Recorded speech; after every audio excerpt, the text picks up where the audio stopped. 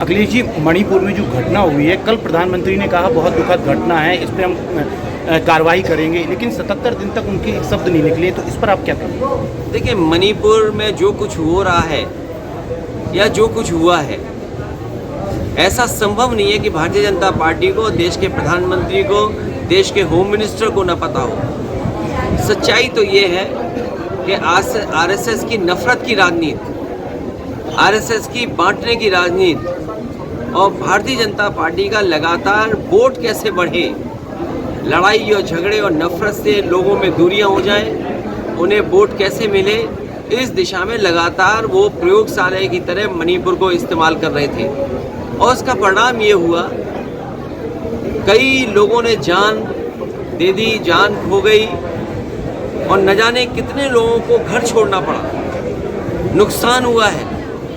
और जिस तरह की तस्वीरें आई कि एक महिला को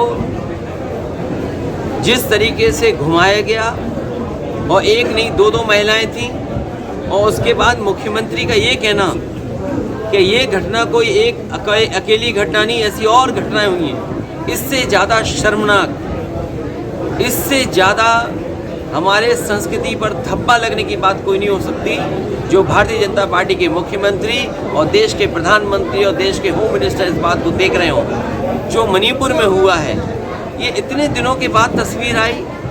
जो संस्थाएं थी, आईबी, वो क्या रिपोर्ट दे रही थी, इनके पास बड़ी बड़ी संस्थाएं जो जानकारी समय समय पर देती हैं, वो संस्थाएं क्या कर रही हैं? जब संस्थाएं पॉलिटिकल लोगों के पीछे लगाएंगे आप, तो वो सच्ची घटनाओं के बारे में क्यों जानकारी देंगे?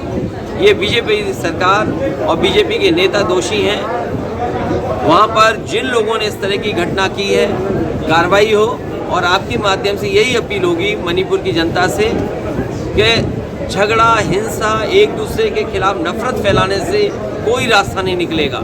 मिल बैठ करके और जो समस्याओं का समाधान कर सके, वैसे वहाँ के लोगों को समस्या का समाधान के लिए सोचना चाहिए। संसद में आज राजनाथ सिंह ने कहा है कि हम चर्चा के लिए तैयार हैं संसद में इस मुद्दे पर। चर्चा के लिए तो तैयार होना ही पड़ेगा। लोकतंत्र में आप किसकी जबान दबाओगे? आप कितने कैमरे बंद करोगे? कितनी सूचनाएं रोकेंगे? और फिर ये चर्चा या कार्रवाई पहले होनी चाहिए थी। आखिरकार सरकार ये सब घटनाएं क्यों छिपा रही थी?